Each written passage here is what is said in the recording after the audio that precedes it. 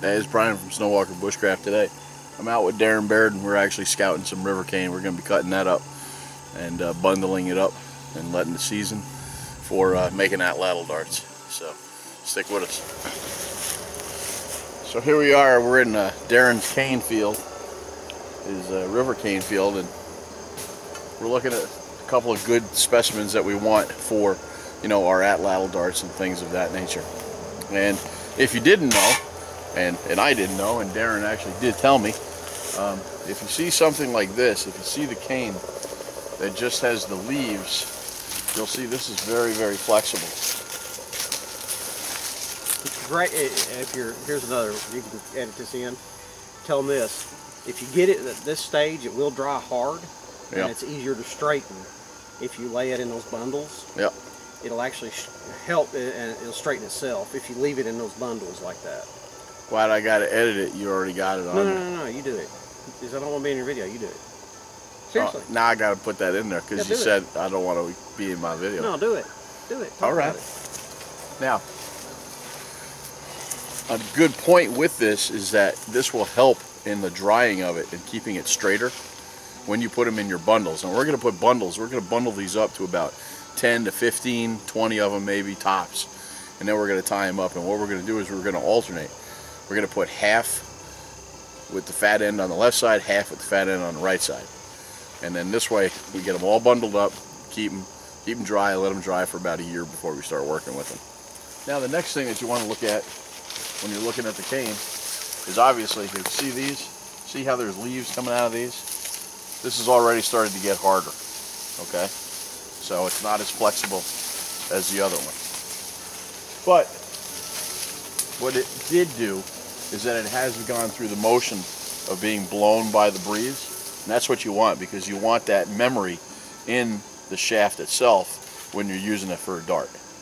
So we're going to cut a bunch of these and then we're going to bundle them up. So that's our haul right now. That's what I'll be taking back up north. See, in the bushcraft community, it always pays to have good friends that have resources so that you can share resources back and forth. I brought Darren a whole big bunch of birch bark, and now I'm going home with a whole big bunch of cane along with some other goodies that will be undisclosed at this time. So what we've done is I've gone ahead, I've cut my selection of Rivercane that I'm going to take back and use for darts. Most of the time I'm shooting anywhere between a 6-foot to an 8-foot dart in competition. So we do want to be able to have adjustment. So obviously we're going to cut longer shafts because they're going to have to be reduced down, and then we figure out our forward of center point, you know, for our weight distribution, and before we put in, you know, our foreshaft and the which I think we wound up counting out about 21 to 23 of these. I'm going to take half of them, and I'm going to take the fat end here, which is the base, and I'm going to run it to one side, and then on the other side I'll take the other half and put it on the other side, and then we're going to tie these all to each other to let them dry, and you know, hopefully they'll remain pretty straight. I'm going to let these dry for about a year before I even touch them, and then, you know, I'll have the basis for at least, you know, trial and error of at least 23 atlatl darts. You know, it's poke and hope. You have to learn how to do these things, and that's why you take an abundance of them, but you don't kill your resource either. You know, there was a small patch that we took from. If we come back to harvest again, we're going to go someplace else to the other side and let that one whole side replenish itself. So that's what we're going to do now. We're going to bundle them up. We're going to get them out of here, and we'll show you after they've all been bundled up what we have. Record. Go. And here we go. Here's our bundle. We're all bundled up. And this is the way it's going to stay for the next year until it dries. Then we'll have some shafts to work with for our darts.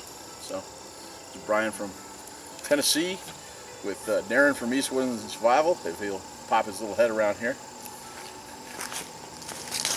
There he is. Right there. Well, we can see what we're doing. Survival action. We'll see you on the next one. Take care. Walk the woods and stay dirty. Bye-bye. Hope to see you in the woods.